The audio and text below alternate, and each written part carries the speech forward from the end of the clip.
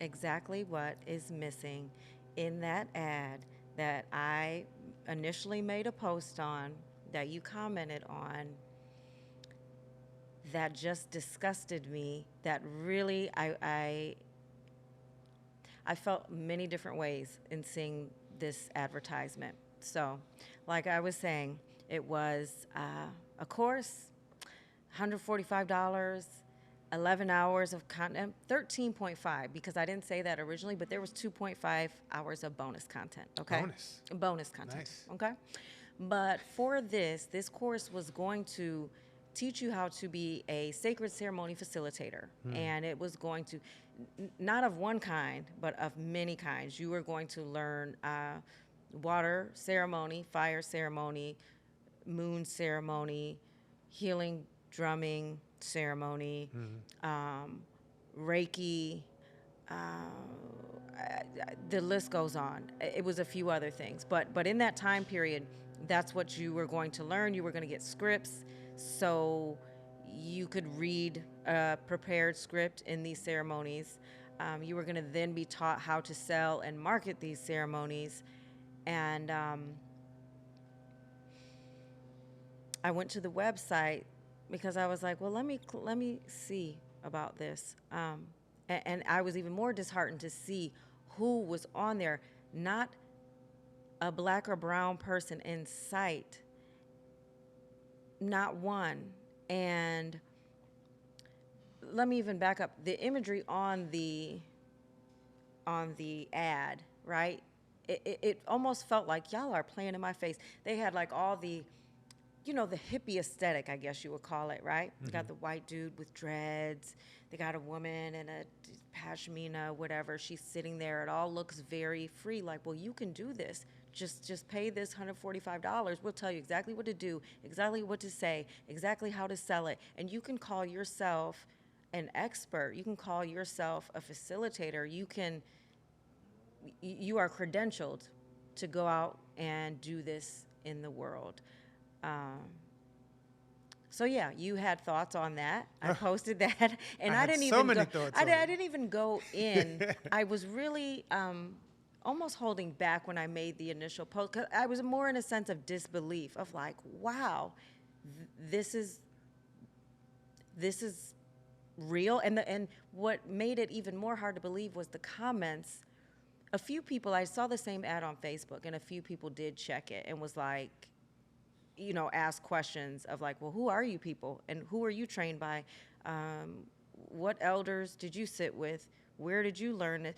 Like, some people were asking questions, but on Instagram, it was just like, oh my God, yes, I've been waiting for something. Yes, oh my gosh. Oh, and you give me the scripts. I can't wait. Oh my gosh, I've been wanting to find a new business opportunity. Someone actually said that on a comment. Here it is. So, yeah, share your thoughts Yeah, I because. mean, listen, I have loads of thoughts about it, and in the training program that I have, we talk about this. These are red flags for me, and so we have a thing where we invite people to look at red flag, yellow flag, and green flag. Green flag is go. Yeah, this is perfect. This lines up. It feels whole in my body. It computes right in my mind. So I'm gonna go for this. Yellow flag is like, I need more information. I need more information. So, hey, let me ask you some questions.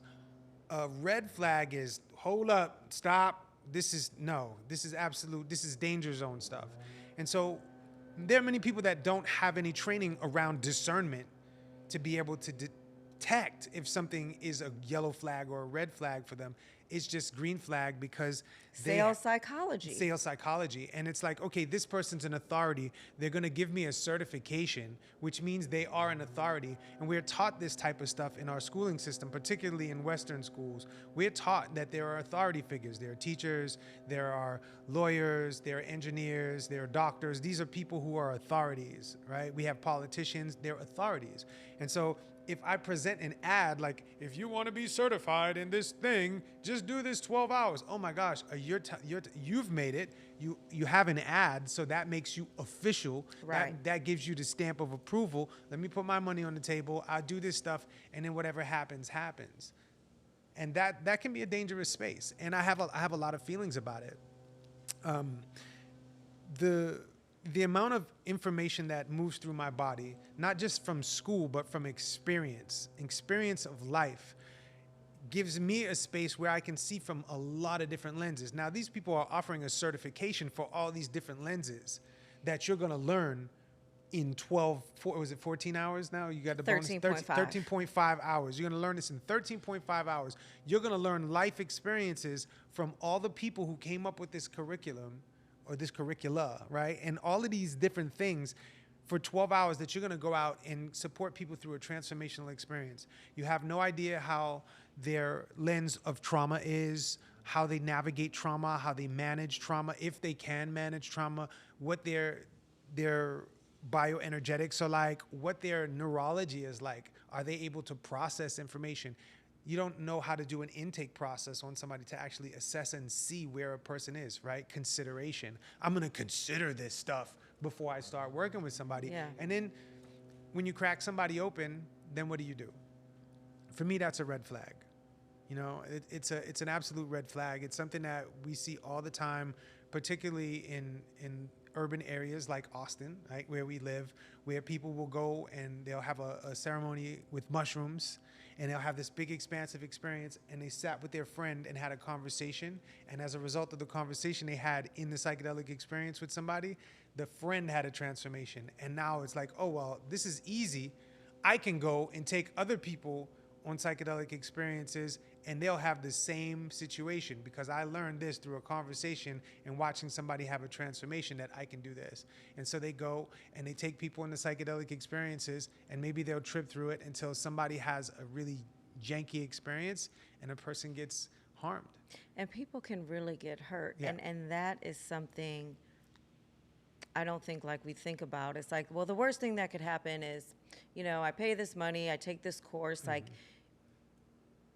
you don't play with those things. No. You know, like, this is not something that can be played with. And I think part of the problem is just the culture that we're living in now. Expert culture is like, okay, anybody can have a chair, have a mic, and that is authority, right? Well, because they're speaking to me, you know, they have a setup, they're speaking to me, this looks official, you know, and it's almost like whoever is the loudest and speaks with the most conviction, we take the word. And I think that when it comes to like the wellness industrial complex, like all of this thing of like selling our wholeness back to us, or selling these things that we need to become whole, it becomes hard to navigate because it's such a desire when you really want to change.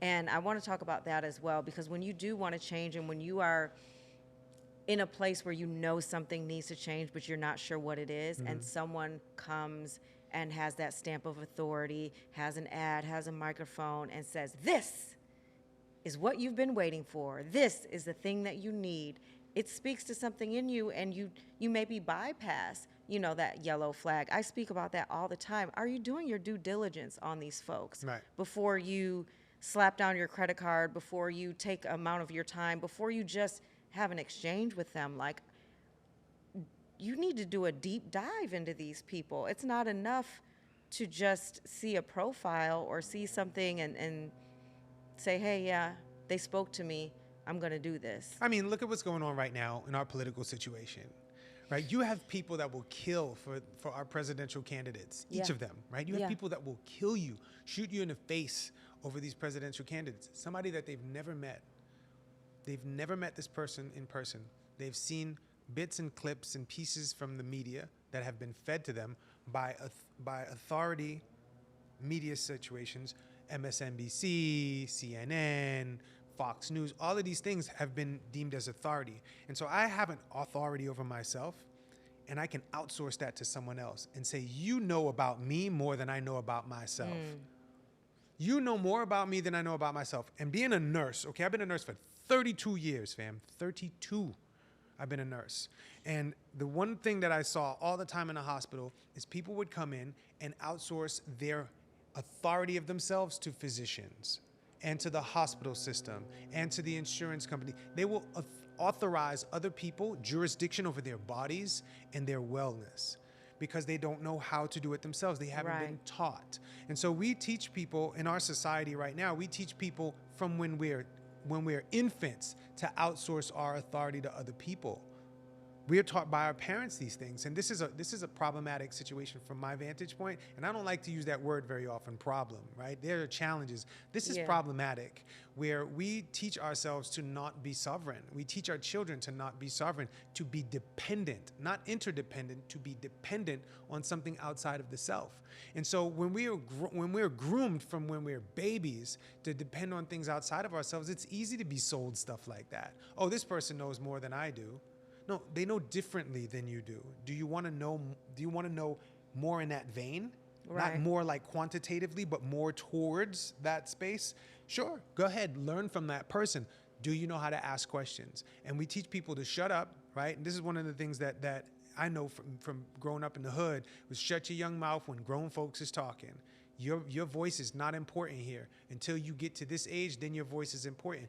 And if my voice hasn't been heard, I'm speaking through somebody else's dialogue, their dynamics, their lenses, and all of these things. Yeah. And then by the time I get to 18, 19, 17, whatever it is where I can start buying stuff for myself, I'm outsourcing to somebody else as an authority figure over what I need, right? And so one of the things that I teach in my seminars is, if you don't learn anything else from this seminar, please remember that you know everything that you need to know.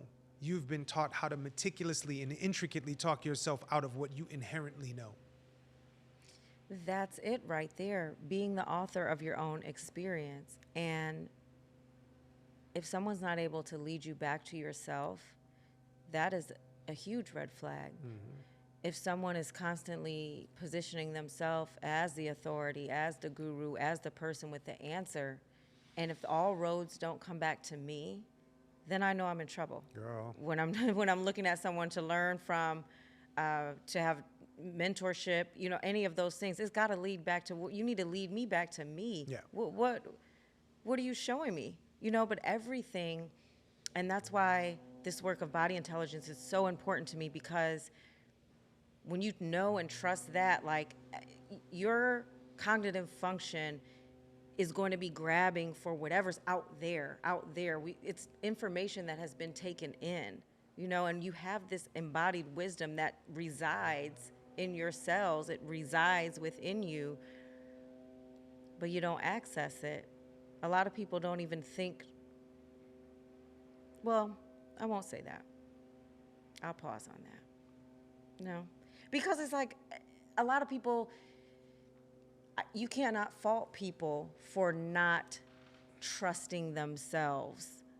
People live a long period of life not even realizing that they are the sum total of everyone else's expectations. Mm-hmm. Every choice that they've made has been dictated by a should, or what has been done before, or what is the right thing as told to me by Auntie Harriet or my grandma or whoever. And so if you don't even understand that, how can you understand the wisdom that's in there, right? If you've lived your whole entire life, I mean, me as an example, it was like a wake-up moment.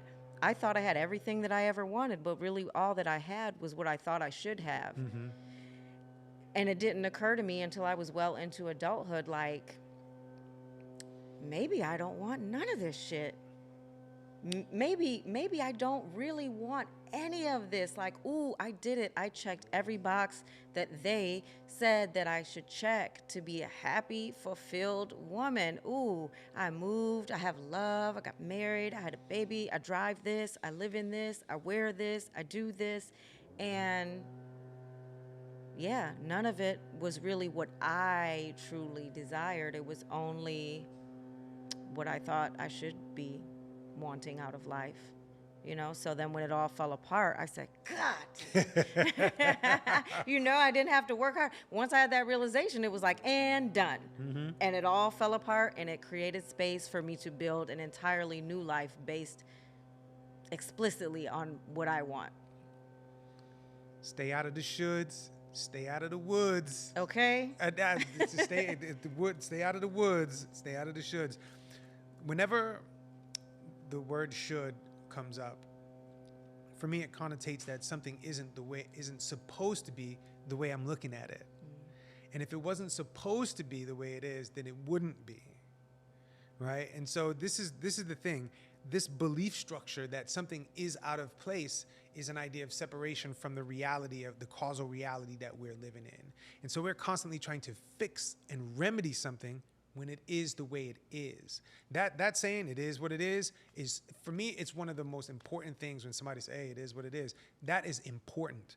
And we brush past that saying, it is what it is. That's what it is. That it's not what it should be. It's not what it would be or what it could be. It's what it is. So now what you gonna do with it? What you gonna do with what you got in front of you? What's the strategy?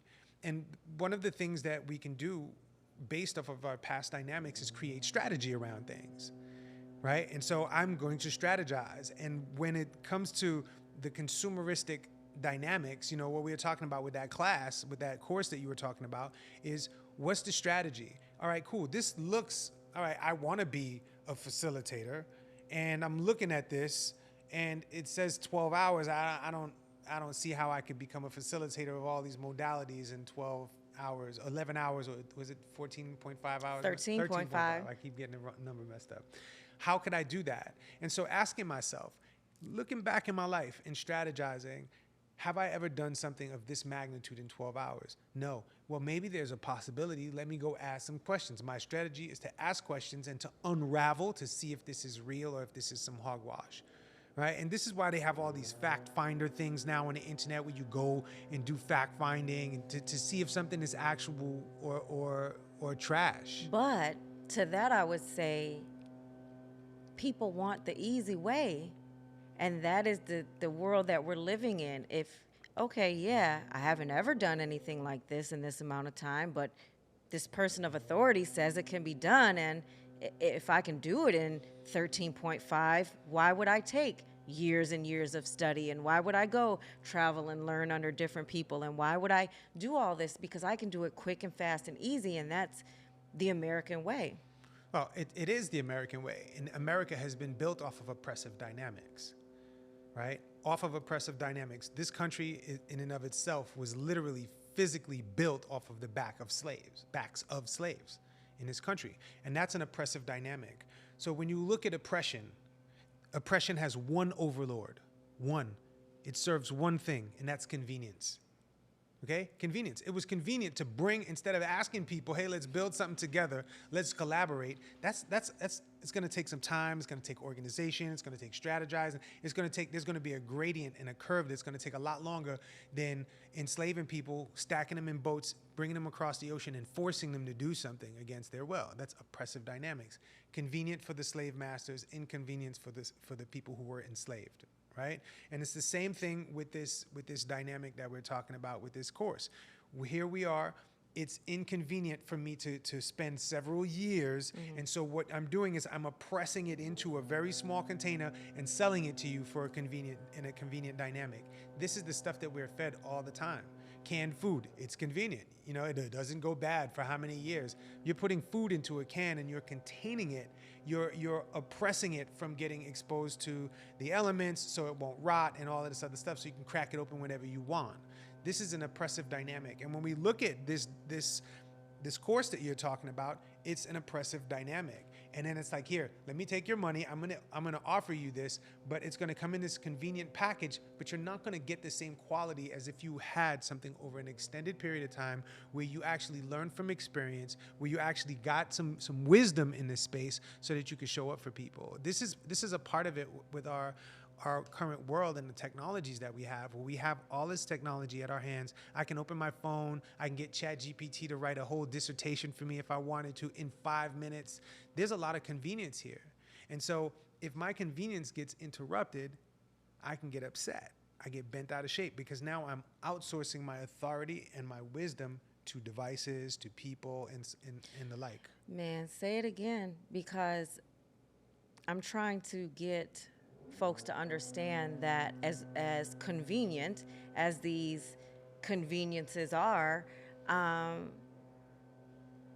when you outsource all of those things, there's a disconnection that begins to happen. There's a gap with your ability to relate and connect to other human beings. It speeds everything up. Okay, I'm used to putting everything in a chat GPT and getting an answer in 5 minutes. Now I'm talking to a human being. Now I'm antsy because I have gotten used to everything being available to me when I want it.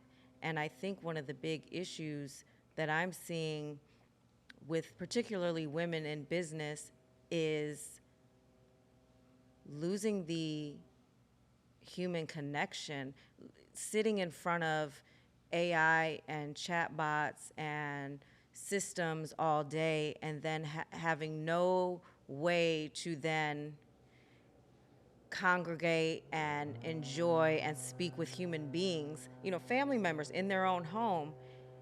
I don't think we talk about it enough. I think that, you're sitting there and you're just throwing commands at a system all day and you're getting everything back immediately, and then you get around other human beings and you have to navigate their emotions and how they're feeling and the state of their nervous systems and the state of your nervous system, and it throws people completely out of whack. This is part of how we evolve, right? The human organism, the human body, it evolves around its environment. And if you put a person's environment environmentally around Mecca, right? Mechanical situations, around technological situations, the body's going to craft itself around that. And so it will become comfortable and acclimated to the technology. When people are around people, they become comfortable and acclimated to people. And it's based off of how they interact, if there's traumatic circumstances involved with the people, you know what I mean? That's how they'll sink into the dynamics of people. But people right now, many of the kids that are growing up are getting acclimated to technology. They're not getting acclimated to nature. They're not getting acclimated to other people. So they have this social anxiety because they don't know how to physiologically be in the space of other people. So their bodies are tuned into machines. And this is an issue. And so we're not designed that way inherently, but we can adjust and accommodate for the technological circumstances. And that's what's going on with a lot of people. And as a nurse, I graduated from nursing school in 1992. And I watched this uptick in technology in the 90s where we started to get on. That's where we started with AOL and dial-up and all of this other stuff. And I started to watch the uptick in these weird diseases in young people, the high diabetic circumstances with people, the processed food circumstances moving into homes, all of the ADD, ADHD, all of this stuff. Autism is on this huge rise, and people are blaming it on underarm deodorant and stuff like that. It's not just that. It's the vibration, from my vantage point, it's the vibrational tone of how we've been interacting. And our bodies are not adjusting, or our bodies are adjusting to the technological circumstances, and it's causing us to have a disconnect between each other. We've got all sorts of different vibrational tones. Like our machines vibrate at different frequencies. Our food, our plants vibrate at other frequencies. And so our bodies have been groomed for millions of years around nature. And now in the last 200 years, there's been this uptick in mechanical technology that we've been around. And so our bodies are trying to adjust. And so we have all these weird cancers, tell me you haven't in the last 20 years seen a bunch of weird cancers in people that you know. Yeah. Right? A bunch of weird everything. Everything. Like, it's so weird. And coming from me, being in the hospital, I'm in the ER for 25 years watching this stuff just go up and up and up. And I'm like, what is happening? Y'all don't see this? You don't see this extreme shift with our technological growth? There's a vibrational tone that's going on that people are being shaken up because their bodies are trying to adjust to the frequency tones. And so there's mutations that are happening, and we don't understand that. And whenever I see people that have mutations and all this stuff, and they go back and they connect with nature, all of this stuff dials down. Man, listen, so many things can be solved by just going and sitting in nature for a little bit. And I tell the women I work with this all the time. Like, really, sometimes you don't need all that shit. You really don't need, you think you need to go do a sound bath, and you think you need to go do a yoga class, and you think you need to get some cards pulled, or you think really what you really need to do is just go sit out in nature and sit still and just shut the fuck Shut up. all the way the fuck up. Okay, and it's amazing what it will do for you. But like we were saying, this constant pull to be drawn to things outside of us, or things that we need to purchase, or things that we need to do. It's like, yo, this is free. It costs you nothing. You don't. No one needs to be there. Nope. You don't need any music. You don't. Nope. You just need to be there, and that's it. Nope. But sometimes, we make it hard. People don't want that. People are addicted to doing, right? So the simple way, no. I want to go attack this. I want to go do this. And I want to have my healing aesthetic, honey. I want to post. Everyone needs to see me. Everyone needs to follow me on my healing journey, because this is me with my yoga mat. This is me with my green smoothie. This is me at the sound bath. This is me in downward dog. This is me, right? Because if you just go in nature and shut the fuck up, that's not very exciting. What are you going to post on your reel? It's inconvenient, though. It's inconvenient to be out in nature because there's shit that's going to bite you. The sun's going to get too hot at some points. It's going to get too cold at some points. It's inconvenient. And so when you look at us as human beings, right, we live in very unnatural circumstances. We live in normalized circumstances, not natural. This building is not natural. The air conditioner that's changing, that's keeping this place cool, is not natural. And so we've been acclimated to unnatural circumstances, and then we're looking for technology to fix us. We're living extended lives because of medicine, because of the foods that we eat, because of the shelters and stuff that we've learned how to build. We've changed how long we are able to live as human beings because of this. And so now we're in a space where we're relying on technology to keep us alive. We're relying on technology to fix us. We're relying on all these things when the oldest technology on this planet is the planet itself. Go put your feet in some grass, right? Go walk in some grass. Go jump in some water. Go jump in Barton Springs, right? Go swimming in the ocean. These are things that change the body to reset it back to where its foundations are. And we're not doing that. We're relying on all of these modalities, and people are seeing that we've taken the ancient wisdoms and we've put it in this 11-hour course, right? We've put it in this 11-hour course, and we're going to teach you how to teach other people in this 11. Thank you for caring. And, okay, cool, you've taken the 11-hour course. Now, do you have a strategy where you're going to practice the water techniques for 6 months before you go and teach somebody? You're going to take yourself through a course on this stuff before you go and teach somebody. You're going to sit with your sound bowls, and you're going to bang on your sound bowls, and you're going to see how it affects your body for 6 months before you start teaching somebody this stuff. But nobody's talking about this. I need instant gratification right now, because we're built in an instant gratification society that's based off of convenience dynamics. Yeah, and we're living longer, but are we living better? We're living different. It's like, different.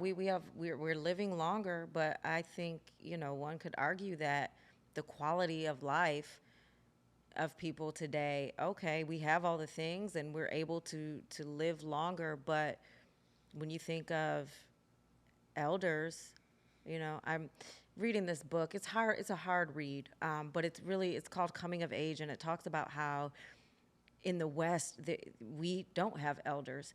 We have old people, but we don't have elders, and that's because, for a bunch of reasons, right? We don't value older people in our society. Elders are not valued, right? We go to the nursing home, get out of our face. They are invisible. It's not someone we want to sit and talk to. I remember being in the grocery store, and this woman was just so impatient. An older guy was there. He had a walker. He was moving slowly, and I just could not get over how visibly frustrated she was that this man had the audacity to not be moving as fast as she wanted to. He just wanted to check his groceries out and move forward. So it's interesting when we talk about life and like length of life and quality of life, because people are not really living well. People are living, and they're making it, and they're surviving, but many people are not living well. No, they're not. That point about the elders thing brings up some stuff for me that I've been exploring. And the people that are elderly have been groomed by the Industrial Revolution. And so they were worker bees, and they worked in factories, and they did all these different things to build up to where we are now, right? And we had World War II, we had World War I, we had World War II, we had all these different things where people were working. And so the wisdom that they had, or that they could have had to be able to teach, was embedded into all of these corporations and all of these things that have built us our conveniences that keep us at bay and at control. And so we are looking for systems. We're looking for Chat GPT to have wisdom. We're looking for encyclopedias to have wisdom, or we used to anyway, right? We're looking for all these different things, but we don't look for the wisdom in each other. And so in the United States of America, I don't feel like there are very many elders. We have elders in like the indigenous folks in this that live in this country, Yeah. that are the original people of this country or this land, still practice things around elders. But I don't see very many elders in the cities. And when, if you go to some place like Bali, they practice this type of dynamic where they hand down things from generation to generation. Africa, a lot of the countries in Africa, same thing. They hand down things from generation to generation. In the Middle East, same thing, handing down things from generation to generation. In the Western spaces, in Western Europe and America and Alaska, it's challenging to find these types of dynamics. Yeah, So it is. It's just like you get old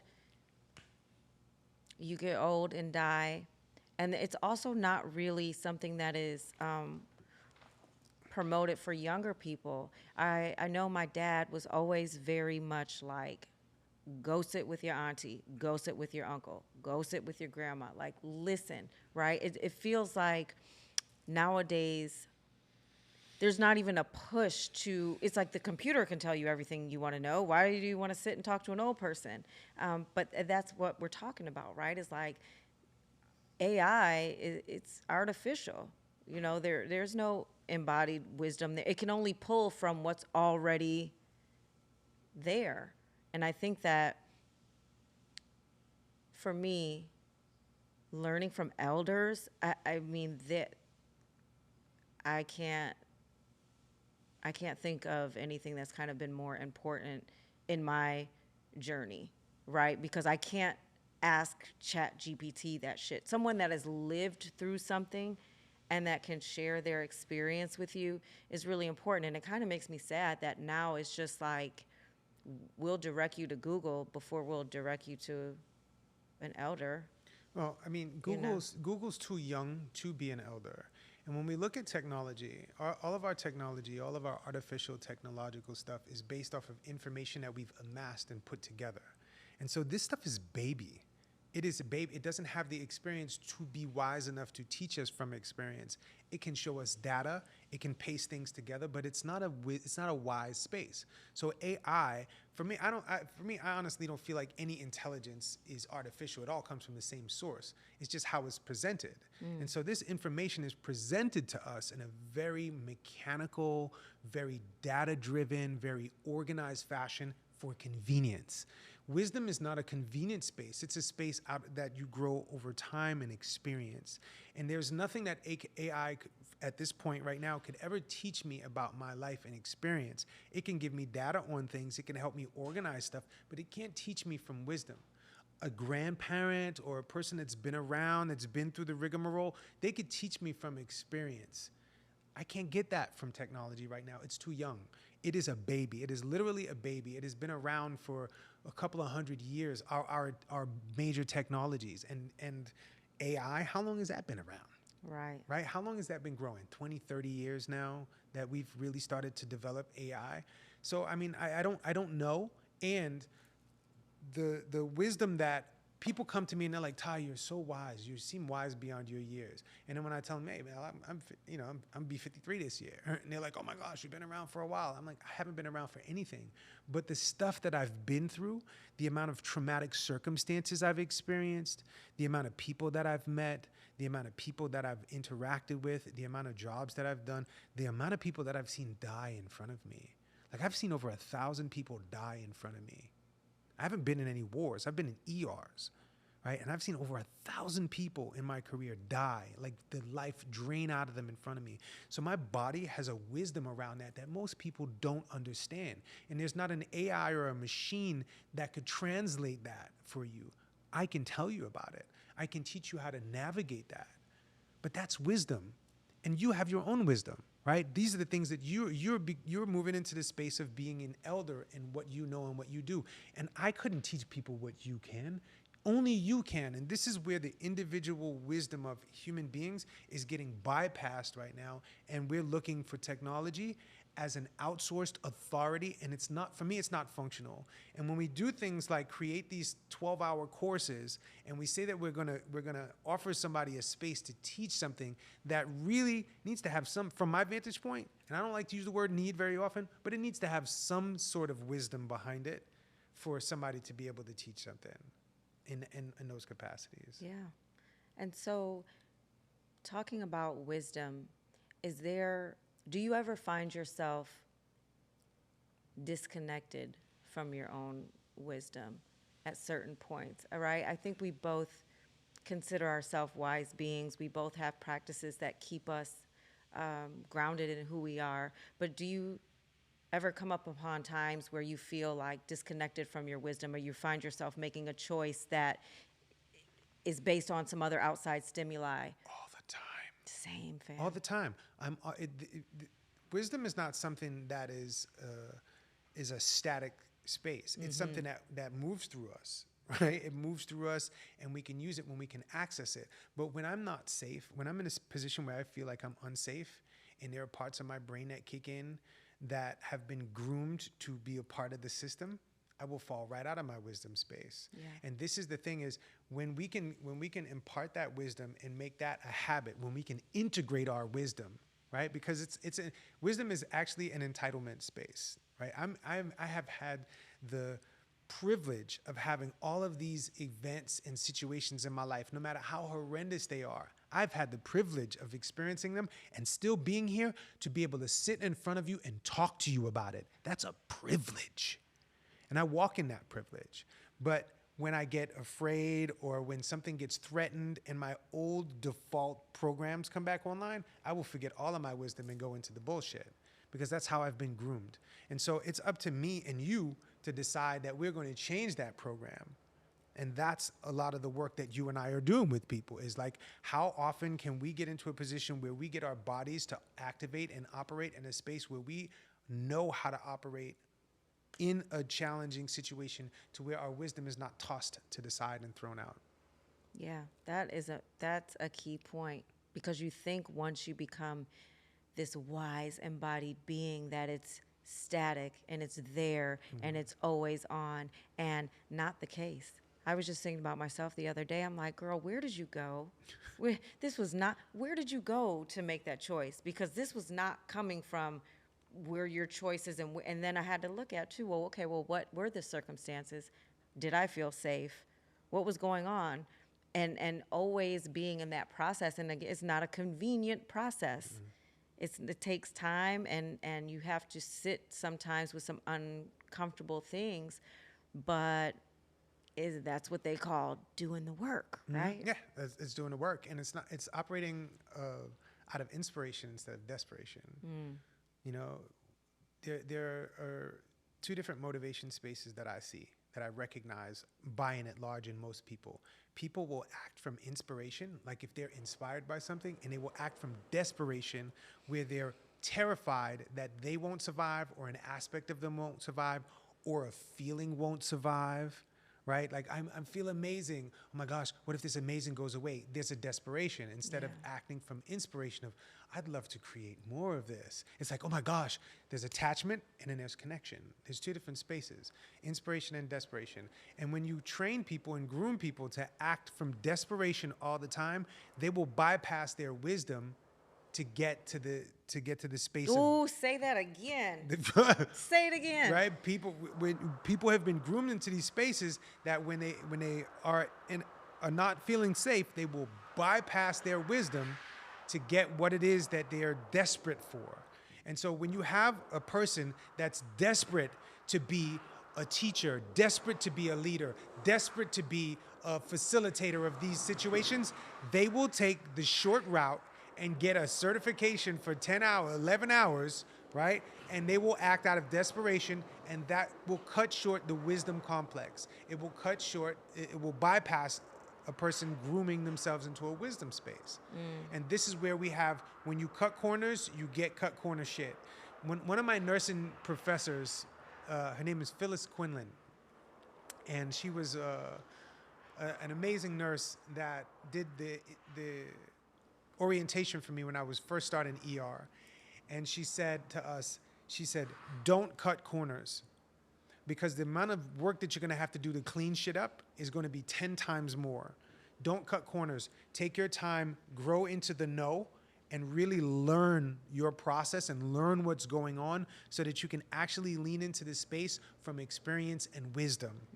But if you cut corners, you're gonna end up paying for it later on. Right, on the back end. On the back right? end. And making decisions based on what you don't want. When you're in that desperation phase, it's kind of like, well, I'm not running towards what it is that I actually want and what I desire for my life. I'm running away from what it is that I don't want. So I'm not really in pursuit of anything. I'm just trying to avoid the outcomes that I don't want. And that's really not a way to live, I don't think. Not for me. Not for me neither. Like, what? I'm trying to go in the direction of what it is that I actually want versus dipping and dodging and trying to maneuver. Oh, don't want this. Let me go this way, And then I'm next thing you know, I'm on this windy curve, and I'm way the hell back here, nowhere close to anything that I want, because I'm just avoiding. I'm not really letting my desire drive my life, and that's been crucial for me in the last, 10, 12 years. But you had to learn that.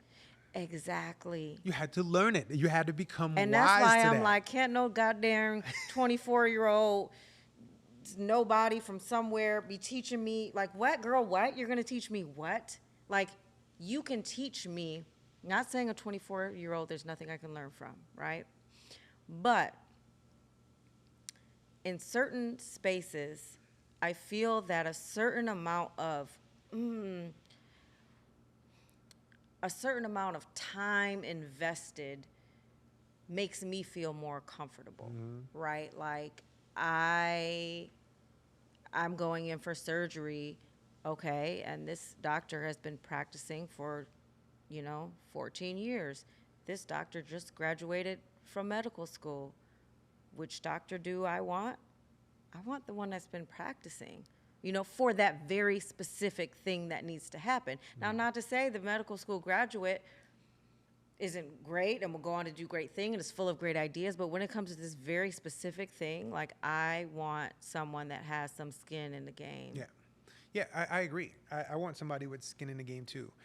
And I know a lot of, like, coming from the hospital circumstances, I've worked with people that have had getting by the skin of their teeth kinds of education and information.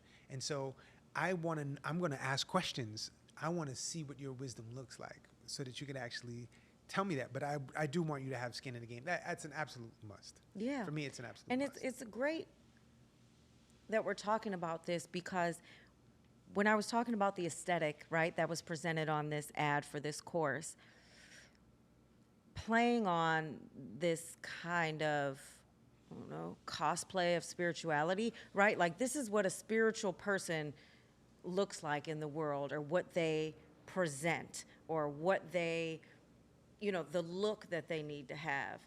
And it's funny because do you remember the first time we met on that panel? We did the sex panel. Yes. And you were giving sex panel. I'm like, who is this guy? He came in, his chest was out. You had on some kind of sweater or something. And I was like, oh, it's very much, yes, it's giving sex expert. Okay. And I'm here for it. Right. And so I say that to say that there is something to an aesthetic look, right? That you present out in the world. But I think it's important that when you're looking for wisdom, or you're looking for knowledge, or there are so many unlikely teachers everywhere, and that you don't kind of think that you're healer or your guide or your facilitator has to look a certain way. Because when I saw this, I was like, oh, it's very clear who they're speaking to. You know, they got the hippie dread guy, they got all everyone's got the beads, they have tea, like they have placed all the things in a very strategic way to say, this is for you. But I think that it's important that we go out into the world with open eyes, as there's something we can learn from everyone, and there's not necessarily a package or an aesthetic that comes with wisdom. Agreed. That needs to be on a T-shirt. There's not a package or an aesthetic that comes with wisdom. Ooh, I like that. Let's make it happen. That's awesome. No, but there isn't. There isn't. And there are so many times that people are surprised when it's like, oh my gosh, that's the person. You know, how do you look like that? And it doesn't make a difference what I look like or what the package is like. But in our consumeristic society, we've been sold what an elder looks like, what a person looks like. This is why somebody was telling me that I need to put on a stethoscope and talk to people because people will listen to me more. And I'm like, I don't want to do that. Right. And sometimes you have to get into certain places, meet Right. people where they are. Right. Because their whole situation around their nervous systems may not allow them to authorize you to even be heard by their nervous system if you don't present a certain Right. way. It's like, are you in service to the message? Right? Like, yeah, I don't want to do this, but if I'm in service to the message and I want to reach as many people as possible, let me go on and put on this Miss Cleo head wrap and put my beads on so that people can take me seriously, you know? But this is like, it be like that. It does, and it's part of the way the world is, particularly the Western world. We've been groomed into this space of this is how things should be. Yeah. Taking it back to the beginning of the conversation, this is how things should be, and if it's not, then there's something wrong with it. Don't listen to it, and you can't trust yourself. There are many times where I walk into a space and I'm like, I want to sit next to that person. I don't care what they're wearing. There's a feel to it, and I always learn something from that person, something that blows my mind. And this is my wisdom teaching me to feel into my feelings and sit where I need to sit and speak to the people I need to speak to. You can't teach somebody that, right? You can't teach somebody that overnight. You can show somebody how to do it, but they have to sit in it and be with it. Cole says to me all the time, people need to learn to chop wood and carry water. Right? I had a person who wanted to come to me. It was like, I want to be your mentee. I want to be your apprentice. I was like, okay, cool. I need you to show up for this, this, and this, and this. No, I want to do it this way. I'm like, that's not apprenticeship. You're not going to learn from doing it this way. You're going to learn. If you want to learn my process, let me teach you my process. But you have to accrue wisdom through it. And that comes from experience. You can't do that with ChatGPT. You can't do it with any of the technologies that we have. The technology is within you. You know what you need to know, and you grow in things that you need to know. And that is wisdom. That's the creation of wisdom. I think that's actually on Dawa, the studios that we're at. Healing is our, what is it? Is our greatest technology, or we are something about that. It says something very similar to what you said. But the packaging is funny because how many times have you bought something? I have. Let me speak for myself, where I'm like, it's a shitty product, right? But I'm like, oh, but the packaging was beautiful. That's what sold me. You know, and it was like I opened it up and it was shitty, but I'm like, oh, I like the box that it came in. It was really cute, and I'll repurpose it. And, you know, so we have been trained to just accept the packaging and, okay, whatever's in there, we'll work with it. We have been taught in this country to judge a book by its cover. Yeah. And it's one of the foundational tenets of our society is always don't judge a book by its cover. And we do it all the time. And so I do my best not to judge people by the way they present themselves based off of my past historical data of how someone who dresses like that should act. I don't know. What I do know is that there's another human being sitting in front of me. And in the last 400 years, it took 4,000 people, somewhere close to that number, to coalesce to create you. And every human being that I walk across, I have that reverence for. The magic of what it took to get you in front of me is astronomical. And we're talking about people. I'm not talking about the sperm to egg ratio for each one of those circumstances for that person to be put together, to have a trickle down. All of the circumstances that have had to happen, every piece of food that you've eaten, every drop of water that you've drank, how it's been processed, how it's been sent to you, has all brought you into a position to be in front of me. And so the wisdom of every person and every circumstance that you've experienced to get you in front of me is nothing short of a miracle. And I'm going to honor that. I'm going to honor that for each and every person that I come across, because there is wisdom in all of us. And I would love to see what it is. And so I'm here to support another person in showing me their wisdom so that I can advance my wisdom. That's my magic. That's your magic from my vantage point, is that every human being has this in them. And so I see that. And I want to nurture that, and I want to grow that, and I want to show people that they have a wisdom that they have inside that they're not harnessing because they've been taught not to.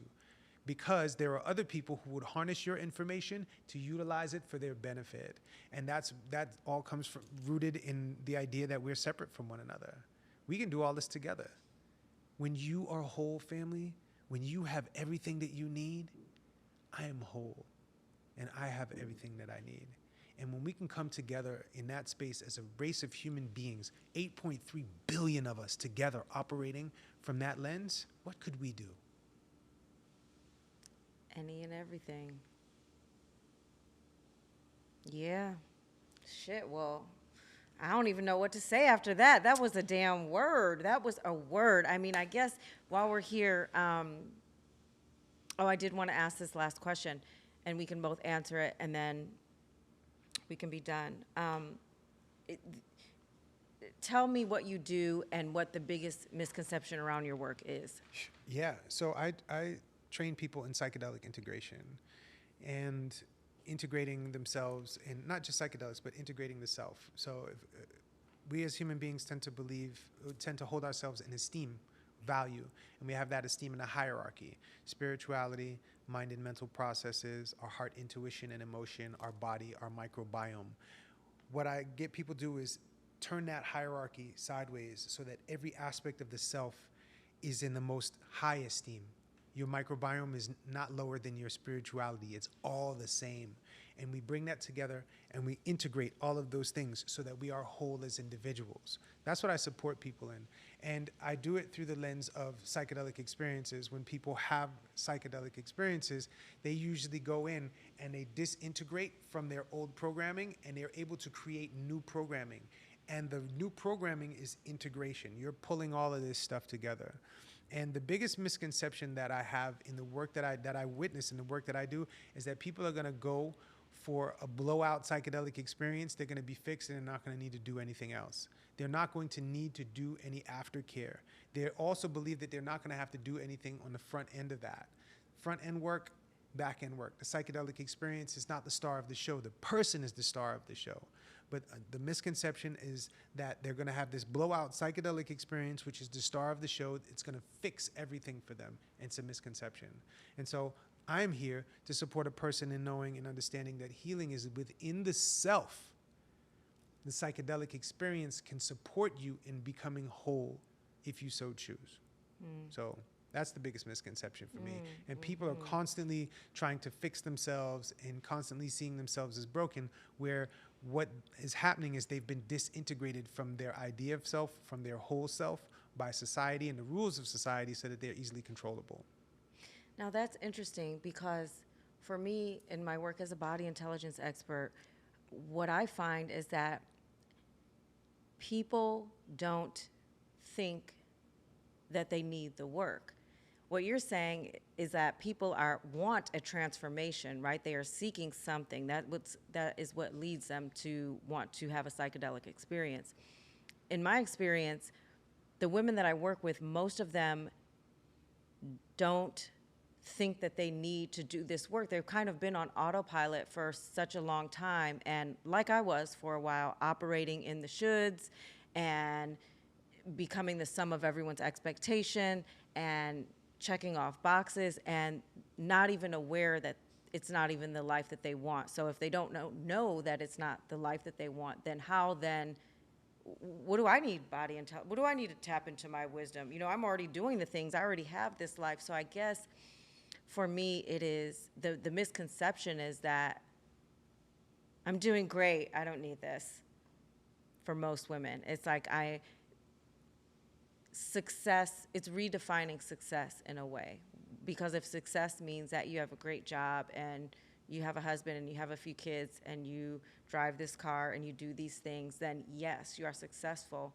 But if successful means you feel whole, you trust yourself, you trust your wisdom, and you're able to make choices from an empowered place versus from what you don't want, then that's a different conversation. So it's often like the education that needs to happen to even realize, to even look around and take an inventory and being like, wait a minute. Now, this is not everybody, right? Some people are very happy with what they've built and they can do all the deep work. And when they look inside, they will still remain very happy. But I think I would even go so far as to say the majority and of women that I speak to, there's a deep level of unhappiness that is like just underneath the surface and that no one sees, that they don't share with anyone, that only they can feel. And even the acknowledgement of that is quite painful. And so it's much easier to be like, that's cool. I don't need that. I'm doing great. And that's the biggest misconception. That's a pretty big misconception. And it's a pretty big bypass. And I see it a lot. There are people that I work with that are making tons of money and their business systems are awesome and they do all this stuff and there's this presentation that's wonderful. And then the stuff that's underneath is what needs to come to the surface. And there's something that they can't put their finger on. Right, it's hard to explain. They can't put their finger on. And so they want to go for psychedelic experiences to fix it because something outside of them is going to fix everything. And so that is the measure of success. Everything outside of them has helped them to build their success. And so their success is also functioning to serve everything outside of themselves. And there's this terrible, terrible disconnect and sadness inside of people because sadness is a disconnection space, right? And so the work that you're doing around embodiment, I feel it's tremendously important for people to be able to embody what's going on and be an embodiment space of their emotions. There are so many people that are dissociated from their emotional complexes, and when they go in for psychedelic experiences, they shake up that disconnection space, whatever the brick is or the wall that's keeping them from embodying, and then they're feeling all of these things. How do you tie all of that together after that? That's integration. Wow. Wow, wow, wow. This was such a good conversation. We got to do it again. We got to do it. We got to do it Morgans. again. More Morgans.